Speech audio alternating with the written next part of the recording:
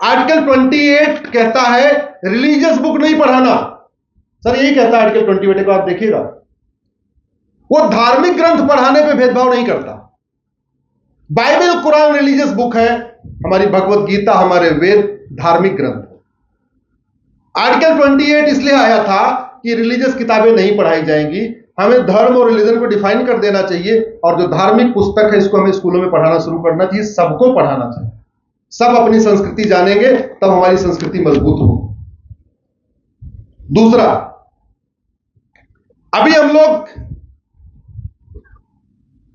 10,000 से ज्यादा जातियों और उपजातियों में बटे हुए हैं, जबकि हमारे टोटल गोत्र 125। अभी जब हम पूजा पाठ करते हैं तो पंडित जी आपसे क्या पूछते हैं? जाति पूछते हैं क्या? जोर से बोलिए जरा। नाम और हमारे देश में नाम और गोत्र, यही हमारी सनातन संस्कृति रही। जातियां तो अभी 2000 साल पहले आई है। पूरी की पूरी जो 2000 साल पहले एक भी कास्ट नहीं थी। युधिष्ठिर सिंह, भीम सिंह, अर्जुन सिंह, नकुल सिंह, सहदेव सिंह लिखते थे क्या? दुर्योधन सिंह लिखते थे क्या? नहीं। राम सिंह, लक्ष्मण सिंह, भरत सिंह, शत्रुघ्न सिंह लिखते थे क्या? नहीं, नहीं लिखते थे। ये सब 2000 साल में आए। हमारा जो सबसे मूल है वो गोत्र है। गोत्र का फायदा क्या है? जो गोत्र ब्राह्मण का, वही गोत्र क्षत्रिय का, वही गोत्र वैश्य का, वही गोत्र दलित का। उदाहरण के लिए मेरा गोत्र भारद्वाज है। आप में से कोई भारद्वाज है कि जो ब्राह्मण परिवार में जन्म न लिया हो, जो ब्राह्मण न हो? ये देखिए बीच में कितने सारे दिख रहे हैं जो ब्राह्मण नहीं है। आप में से कोई कश्यप है क्या जो ब्राह्मण परिवार में ना हो? ये देखिए कश्यप भी उठ रहे हैं, देख लीजिए। जो गोत्र केरल वालों का होता है वही देहरादून वालों का होता है, वही कश्मीर वालों का होता है। यानी अगर हमने गोत्र लगाना शुरू कर दिया तो हमारा क्षेत्रवाद खत्म। जो गोत्र हिंदू का वही जैन का, वही बौद्ध का, वही सिख का। हमने गोत्र लगाना शुरू कर दिया, गोत्र व्यवस्था को प्रमोट कर दिया। हम जो 4-5 पंथों में बटे हुए वो पंथ भी खत्म। पंथ रहेंगे लेकिन जुड़ जाएंगे। जो गोत्र बंगाली का वही बिहारी का, वही गुजराती का, वही तमिलियन का। हमने गोत्र को प्रमोट किया तो भाषावाद खत्म। यानी जो हम बटे हुए हैं जाति के आधार पे, भाषा के आधार पे, क्षेत्र के आधार पे, पंथ के आधार पे, ये सारे खत्म हो जाएंगे जिस दिन हम अपने गोत्र व्यवस्था शुरू कर देंगे। इसलिए मैं सबसे आग्रह करता हूं, खासतौर पर अपने धर्मगुरुओं से, एक मिशन ले। जो जो उनके आश्रम में आते हैं उनको कहें कम से कम अपने, अभी तो जो लोग बड़े हो गए उनकी जाति हटाना और गोत्र लगाना थोड़ा मुश्किल हो जाएगा। कम से कम घर में जो बच्चे पैदा हो रहे उनका गोत्र लगाना शुरू कर दो। और बाई डिफॉल्ट जिसको गोत्र नहीं पता उसका गोत्र कश्यप होता है। यह भी व्यवस्था दी हुई है। और दूसरी यह भी व्यवस्था दी है, अगर आपको गोत्र नहीं पता तो आप जिससे गुरु दक्षिणा लेते हैं या मंदिर में जहां पूजा करते हैं उसके पुजारी का जो गोत्र है उसका भी गोत्र आपका गोत्र हो जाता है। यह भी व्यवस्था, सारी व्यवस्था है हमारे पास। हम अपनी परंपराओं को भूल गए। तो अभी हम 10,000 से ज्यादा जातियों उपजातियों में बटे हैं। और गोत्र कितना है? अंगिरा, अग्निवेश, अष्टावक्र, कपिल, कृपाचार्य, गोबिला, जमदग्नि, दधीच, कड़ात, कर्दम, याज्ञवल्क्य, वशिष्ठ, वाल्मीकि, व्यास, सुखदेव, जाबाल, हिरण्य, पुलह, पराशर, भरुच, अक्षपाद, अजातशत्रु, अत्रेय, कश्यप, गर्ग, गौड़पाद, जैमिनी, देवल, भास्कराचार्य, भृगु, वरैक, वात्सायन, विश्रवा, शुक्राचार्य, सुतीश, मरीच, कतु, पुलिस, गौतम, अगस्त, अत्रि, कण्व, कात्यायन, गृत्स, च्यवन, दत्तात्रेय, धौम, चरक, बौद्धायन, लोमस, वामदेव, विश्वामित्र, सर्वभंग, सत्यकाम, सुमंत, अंगिरस, सौनक, भारद्वाज, मैत्रायन। एक परिवार जो पाकिस्तान से 200 साल पहले गया इंग्लैंड, उसने अपना गोत्र नहीं छोड़ा। आज भी वो गोत्र लिखता है सुनक। कौन? जोर से बोलिए कौन? 200 साल पहले पाकिस्तान से हम गोत्र लगा लेंगे, हम पाकिस्तान से भी जुड़ जाएंगे। हम गोत्र लगा लेंगे, हम इंग्लैंड से भी जुड़ जाएंगे। आपके उत्तराखंड में भी सुनक मिल जाएंगे और ब्रिटेन के पूर्व प्रधानमंत्री भी सुनक मिल जाएंगे। जब दोनों सुनक सुनक मिलेंगे, अच्छा भाई तू भी सुनक मैं भी सुनक, आओ थोड़ा चाय पे चर्चा तो हो जाए कुछ। दलित हो चाहे ब्राह्मण हो, चाहे यादव हो, चाहे शर्मा हो, चाहे नाई हो, चाहे धोबी हो, चाहे पटेल हो, गोत्र कॉमन होता है। गोत्र व्यवस्था ऐसी आई कि जिस ऋषि के आश्रम में जो जाता था, चाहे वो यज्ञ करने ब्राह्मण जाता था या उनके आश्रम की रक्षा करने वाला क्षत्रिय था, या उस आश्रम में दान करने वाला वैश्य था, या उस आश्रम में सेवा करने वाला दलित था, सबका गोत्र भारद्वाज हो गया। जो कश्यप ऋषि के आश्रम में किसी भी तरीके से कनेक्टेड था, चाहे उनकी कथा सुनता था या जाता था या गुरुकुल में पढ़ता था, कुछ भी करता था, वो कश्यप हो गया। ये हमारी बड़ी अच्छी परंपरा रही, लेकिन हम उसको भूल गए। तो सबसे बड़ी समस्या है जो आपकी डेमोग्राफी बदल रही है, वो है घुसपैठ के कारण। मेरी पीआईएल चल रही है घुसपैठ के ऊपर।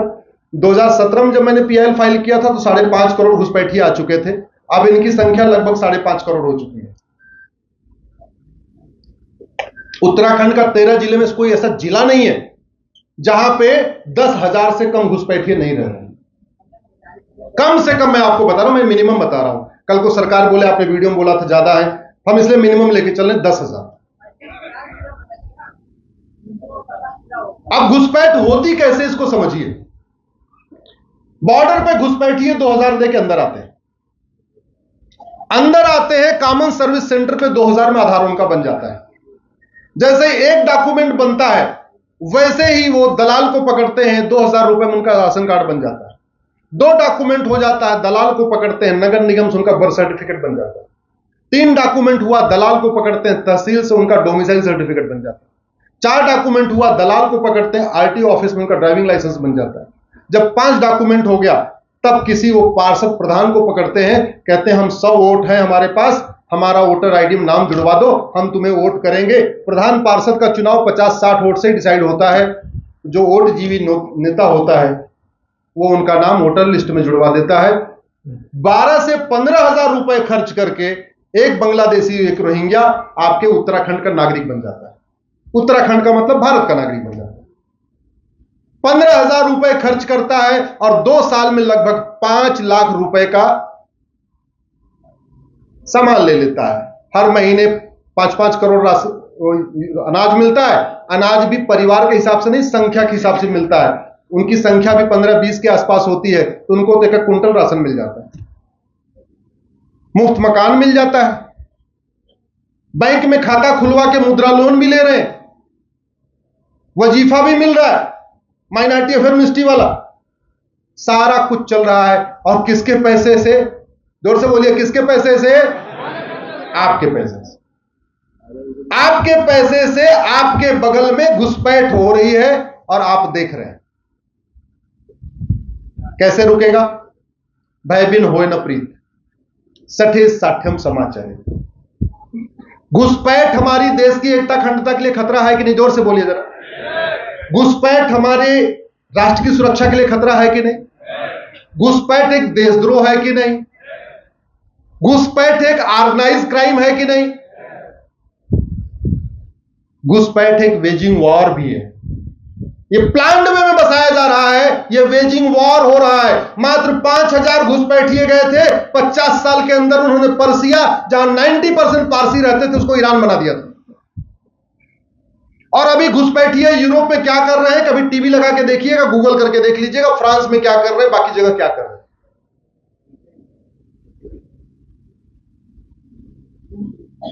घुसपैठ हमारी राष्ट्र की सुरक्षा के लिए खतरा है। उससे निपटने के लिए कानून एनएसए है, लेकिन एनएसए लगाया नहीं जा रहा। घुसपैठ देश की एकता अखंडता के लिए खतरा है, लेकिन और उससे निपटने के लिए कानून यूएपीए है, लेकिन लगाया नहीं जा रहा। घुसपैठ वेजिंग वॉर है। वेजिंग वॉर के लिए प्रोविजन है, नए वाले पुराने वाले कानून में भी प्रोविजन था, इस नए वाले भारतीय न्याय संहिता में भी है, लेकिन लगाया नहीं जा रहा। घुसपैठ देशद्रोह है, लेकिन देशद्रोह लगाया नहीं जा रहा। घुसपैठ एक ऑर्गेनाइज क्राइम है, पूरा सिंडिकेट होता है, कई लोग मिलकर उसको पूरे काम को करते हैं। ऑर्गेनाइज क्राइम से निपटने के लिए गैंगस्टर एक्ट है, लेकिन लगाया नहीं जा रहा है। किसी ने कहा क्यों? क्योंकि हमने राष्ट्र की सुरक्षा के लिए कानून तो बना दिया है इनसे, लेकिन ये डिफाइन ही नहीं किया कि घुसपैठ राष्ट्र की सुरक्षा के लिए खतरा है। यूएपीए बना दिया, लेकिन उसमें ये कहीं लिखा ही नहीं कि घुसपैठ एकता अखंडता के लिए खतरा है। वेजिंग वॉर के लिए धारा बना दिया, कहीं लिखा नहीं अवैध रूप से भारत में घुसना वेजिंग वॉर है। ऑर्गेनाइज क्राइम से निपटने के लिए गुजरात के पास गुजकोका है, महाराष्ट्र के पास मकोका है, यूपी के पास गैंगस्टर एक्ट है, आपके पास भी हाँ ऐसा कुछ गैंगस्टर एक्ट होगा, कुछ ना कुछ होगा, लेकिन लग ही नहीं रहा है। क्यों? क्योंकि हमने डिफाइन ही नहीं किया। अच्छा, अब जहां न डिफाइन हो उसका फायदा भी होता है, नुकसान भी होता है।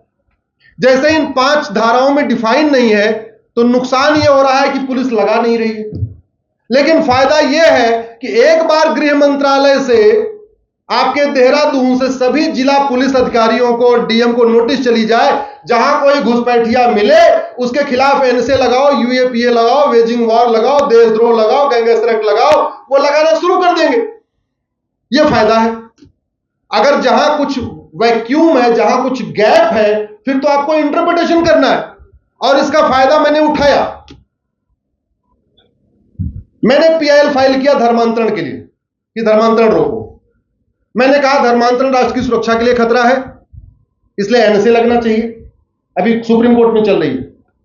धर्मांतरण एकता अखंडता के लिए खतरा है, इसलिए यूएपीए भी लगना चाहिए। धर्मांतरण ऑर्गेनाइज तरीके से होता है, इसलिए गैंगस्टर एक्ट भी लगना चाहिए। धर्मांतरण जो है वेजिंग वॉर है, मुगल धर्मांतरण कराने आए थे, अंग्रेज धर्मांतरण कराने आए थे, आज भी हो रहा है, ये वेजिंग वॉर है, तो वेजिंग वॉर भी लगना चाहिए। और घुसपैठ सबसे बड़ा देशद्रोह है, क्योंकि भारत के लोग जो वसुधैव कुटुंबकम को मानते हैं, नारी तू नारायणी को मानते हैं, समता समानता समरसता को मानते हैं, जननी जन्मभूमिश्च स्वर्गादप गरीयसी को मानते हैं, जो सर्वमंगल मांगल्य को मानते हैं, उनको एक विदेशी रिलीजन में कन्वर्ट कर देना, और ऐसे रिलीजन में कन्वर्ट करना जो ना इक्वालिटी को मानता, ना जस्टिस को मानता, ना लिबर्टी को मानता, ना फ्रेटर्निटी को मानता, ना यूनिटी को मानता, नेशनल इंटीग्रेशन मानता, ऐसे रिलीजन में कन्वर्ट करना जो वंदे मातरम तक नहीं मानता, भारत माता की जय बोलना पसंद नहीं करता, ऐसे रिलीजन में कन्वर्ट करना जो ना भारत के त्योहार को मानता, ना भारत की सोच को मानता, ना भारत की परंपरा को मानता है, इससे बड़ा देशद्रोह कोई हो ही नहीं सकता।